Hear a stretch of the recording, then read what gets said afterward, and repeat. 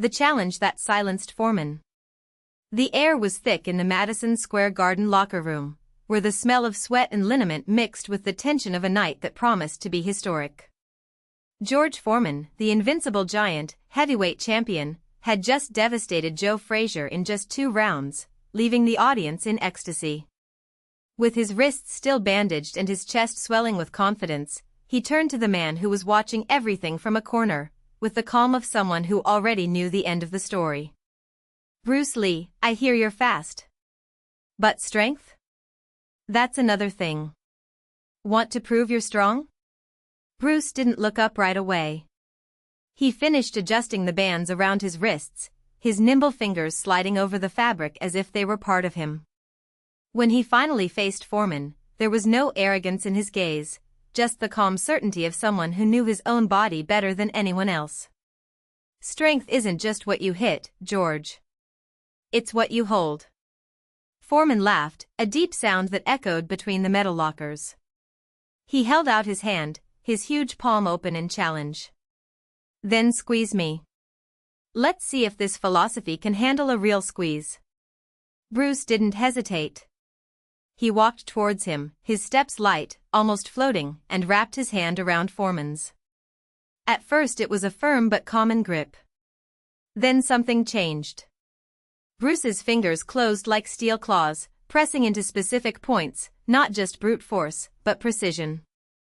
A tingling shot up Foreman's arm, a strange sensation, as if his muscles were being tested by something other than mere pressure. The champion's eyes widened. He tried to pull his hand back, but it was too late. Bruce wasn't just squeezing, he was controlling. Every sinew, every nerve beneath his palm seemed to respond to an invisible command. Foreman felt the strength drain from his own arm, as if an electric current ran through it, weakening it. His knees weakened slightly, and for an instant, the world seemed to spin. When Bruce let go, Foreman stood still, looking at his hand as if it belonged to a stranger. He flexed his fingers in disbelief. "What the hell was that?" Bruce just smiled, his dark eyes shining with a serene intensity. "Strength isn't just what you have, George. It's how you use it." Foreman shook his head, still stunned. Never in his entire career had anyone made him feel so vulnerable without even throwing a punch. And the worst, or best, was that he knew Bruce could have gone further. It could have done a lot more than just a squeeze. That night, as Madison Square Garden vibrated with Foreman's victory, a different silence fell between the two men. A silence that said more than any words, that of someone who had just understood that true strength was not in the muscles, but in the mind that commanded them. Final chapter, The Weight of Wisdom. The next few days were a whirlwind for George Foreman. The victory in the ring was crushing, as always. His fists still echoed the impact of the blows that felled his opponent in less than 3 rounds. But, for the first time, glory did not fill the emptiness that had settled in his chest. Every time he closed his eyes, he saw Bruce's smile, that damn smile that seemed to know more than it should. He tried to ignore it.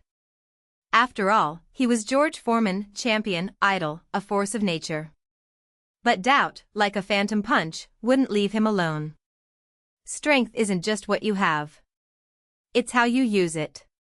Bruce's words echoed in his mind, mixing with the sound of the crowd, the noise of the flashes, the voices of the reporters who surrounded him like vultures. "George, how do you feel after this historic victory? What do you think of the new generation of fighters? Do you think you still have what it takes to be the best?" He responded with ready-made phrases, calculated smiles, but inside, something was moving. Something that wasn't anger, nor pride, nor even the bloodlust that had always driven him. It was something deeper, quieter. An unanswered question. A week later, Foreman found Bruce in a small gym in Harlem, away from the spotlight. The place smelled of old sweat and worn leather, but there was a calm there that he found nowhere else.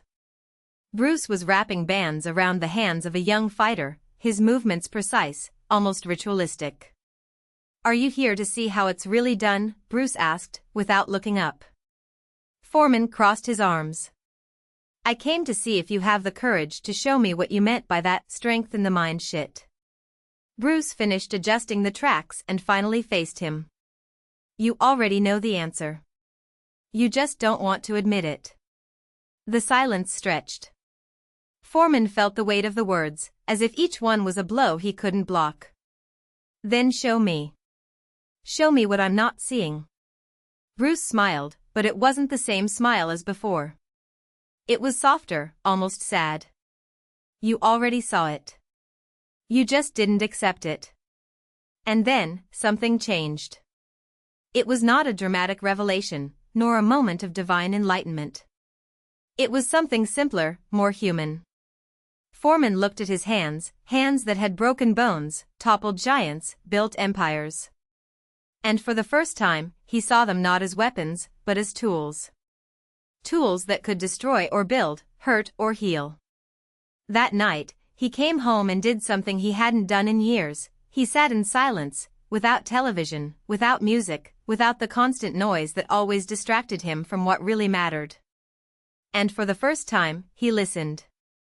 Not Bruce's voice, not the words of reporters, not the screams of the crowd. He listened to himself.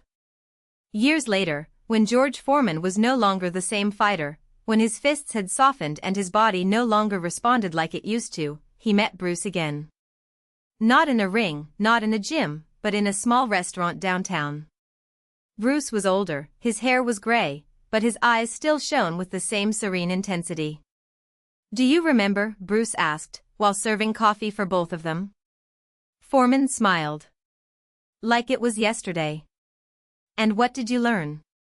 Foreman took a deep breath. That strength isn't just what you have. It's what you do with it when no one is looking. Bruce nodded, satisfied. And what did you do with her? Foreman looked at his hands again, now slower, more fragile, but still capable. I built it. I cooked it. I taught it. I loved it. He paused. And every now and then, I still punch someone who needs to learn the same lesson I did. Bruce laughed, a deep, genuine sound. That's strength, George. That's wisdom.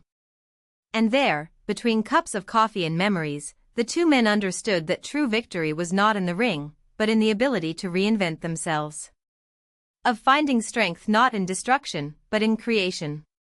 To realize that, at the end of the day, the biggest adversary anyone faces is themselves. And so, without another word, they toasted, not to past glory, but to the future that still lay ahead.